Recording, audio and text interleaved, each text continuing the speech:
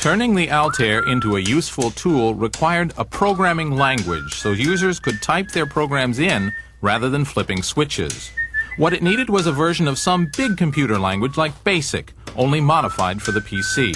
This was called a basic interpreter, but it didn't yet exist because the experts all thought that not even BASIC was basic enough to fit inside the tiny Altair memory.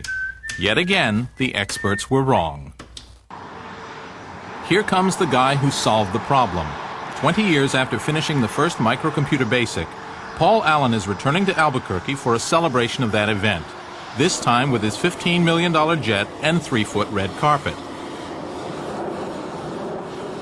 At a time when I was killing brain cells, this guy was founding an empire. He has come to eat rubber chicken in honor of the Altair's 20th anniversary. I'd like to introduce to you Paul Allen.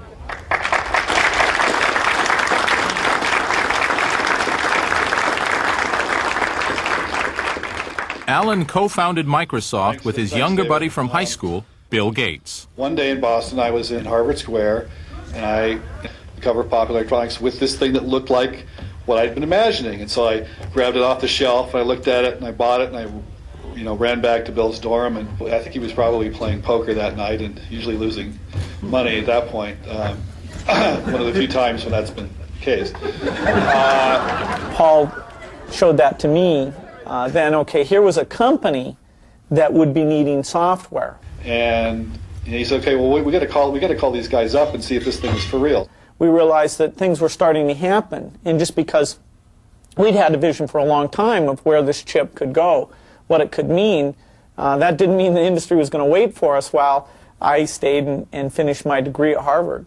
So called up Ed, we told him we've got this BASIC, and it's just, for your machine, it's not that far from being done, and we'd like to come out and show it to you. So we'd created this BASIC interpreter.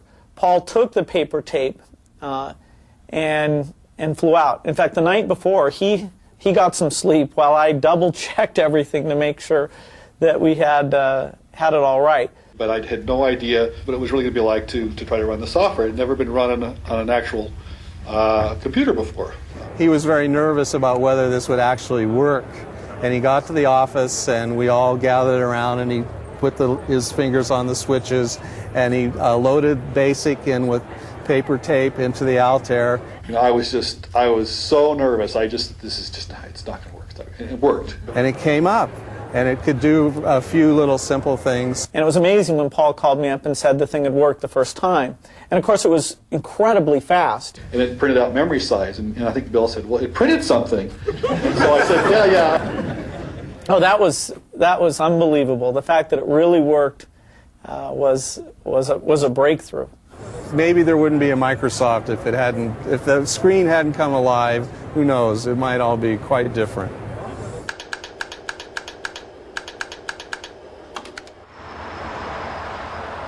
After the demo succeeded, Bill forgot about finishing university.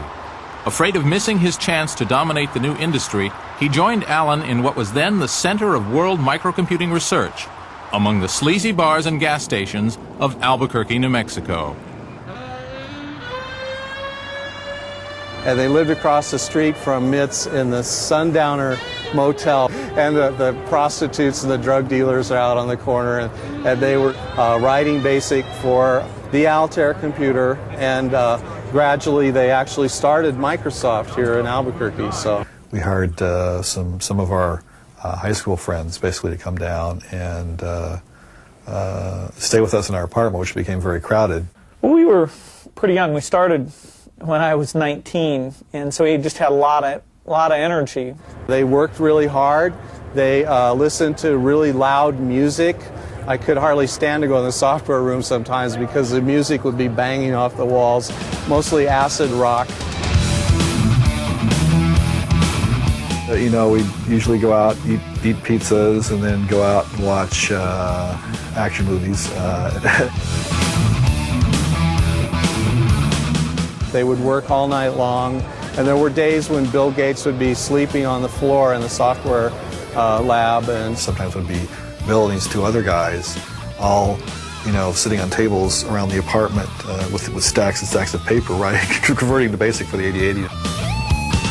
I still know the source code by heart, and that was a work of love. You know, we just kept tuning and tuning that thing, and so that kind of craftsmanship paid off. BASIC let the Altair be used for both fun stuff and real work. People attached terminals to the computer and began writing games, word processors, and accounting programs. Most of us didn't notice, but soon there was a thriving industry for enthusiasts. By the end of 1975, dozens of other companies were building microcomputers.